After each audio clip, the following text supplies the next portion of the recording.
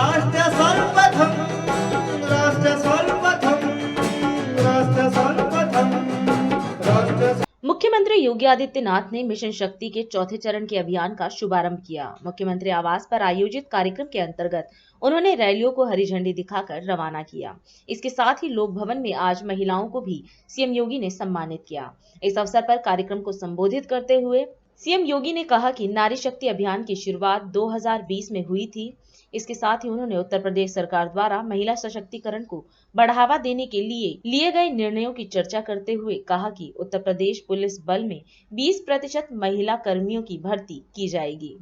आज इस नारी सुरक्षा, सम्मान और स्वावलंबन के लिए आयोजित मिशन शक्ति के चतुर्थ संस्करण कार्यक्रम में हृदय से अभिनंदन करता हूं, स्वागत करता हूं। श्रीमती रितु कैदान श्रीवास्तव जी, जो लखनऊ की ही बेटी हैं और इसरो की एक वरिष्ठ वैज्ञानिक हैं। चंद्रयान के सफलतम अभियान के उपरांत उनका आज लखनऊ आगमन हुआ है। उनका आगमन अनेक बेटियों को इस क्षेत्र में आगे बढ़ने के लिए एक नई प्रेरणा देती है और कुछ भी असंभव नहीं, प्रयास की आवश्यकता है।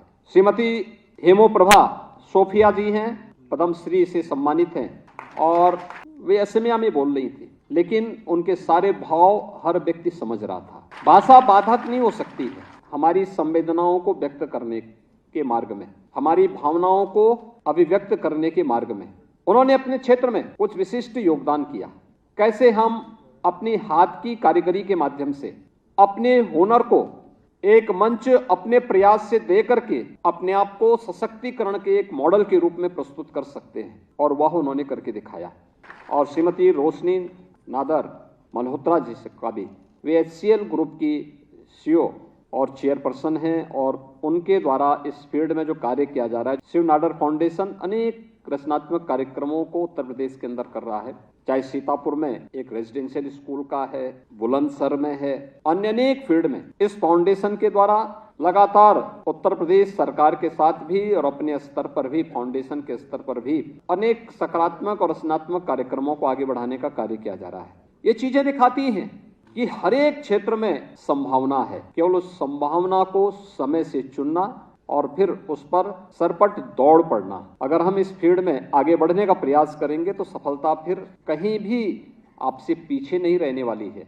और इस सफलतम कहानी की 3 प्रतिमूर्तियों को आज यहाँ पर प्रदेश की राजधानी लखनऊ में सम्मानित करके मिशन शक्ति के चतुर्थ संस्करण को आगे बढ़ाने का सौभाग्य मुझे प्राप्त हो रहा है। मैं इस अवसर पर तीनों अतिथियों का प्रदेश सरकार की ओर से हृदय से स्वागत और अभिनंदन करता हूँ। हम सब जानते हैं कि सन 2020 में हम लोगों ने मिशन शक्ति का कार्यक्रम ऐसे समय में प्रारंभ किया था जब पूरी दुनिया कोरोना जैसी महामारी की चपेट में थी।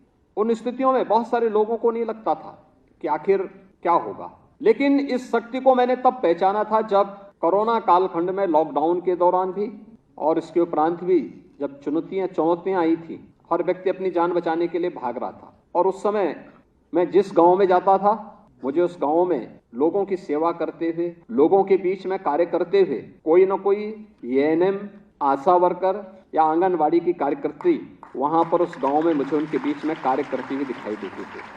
शहरी क्षेत्र में मैं देखता था हर व्यक्ति अपनी जान बचाने के लिए भागे भागे फिर रहा है, लेकिन नियमों का पालन करते हुए भी उस क्षेत्र में, ग्रामीण क्षेत्र में जाकर के एक एक व्यक्ति तक शासन की सहायता तक पहुंचाने का कार्य उस दौरान इन सभी बहनों के द्वारा किया जा रहा था। हम लगा कि नहीं, अब इस कार्यक्रम को आगे बढ़ाने का समय आ गया है। उससे पहले हम कुछ निर्णय ले चुके थे, जैसे उत्तर प्रदेश पुलिस में महिला कार्मिकों की भर्ती हर हाल में 20% भर्ती होनी है। परिणाम क्या था? 1947 से लेकर के 2017 तक हमारे पास कुल जो पुलिस कार्मिक बचे थे उनमें से केवल महिला कार्मिक 10,000 के आसपास थी, और आज मुझे बताते हुए प्रसन्नता है इनकी संख्या बढ़कर 40,000 है वर्तमान। ये 40,000 की संख्या, अब ये कार्य कैसे करें? ज्यादातर महिला होने के नाते उन्हें कार्यालय का काम दिया जाता था। हम लोगों ने कहा फील्ड में भी काम दो। कुछ फील्ड में देने की कार्रवाई शुरू हुई, लेकिन फिर भी उसमें कमी थी। तो अब हम लोगों ने कहा कि नहीं, एक महिला बीट पुलिस अधिकारी के रूप में उनकी तैनाती की जाए। वे गांव में जाएंगे, अवेयरनेस के कार्यक्रम को भी आगे बढ़ाएंगे, सुरक्षा संबंधी जानकारी भी लोगों के बीच में संवाद बना करके एक उसका पालन करेंगे, और देखेंगे कि महिला संबंधी अपराध में घटना के कारणों की जानकारी भी लेगी, अपराधियों की गिरफ्तारी में भी योगदान देगी, और फिर अपराधी के खिलाफ समय पे विवेचना हो सके, चार्जशीट समय पे दाखिल हो सके, प्रोसिक्यूशन को हम समय पे आगे बढ़ा सकें, अपराधी को समय पे दंडित भी कर सकें। इसलिए पहला वाक्य हमने रखा था मिशन शक्ति का सुरक्षा। सुरक्षा सबको हम देंगे।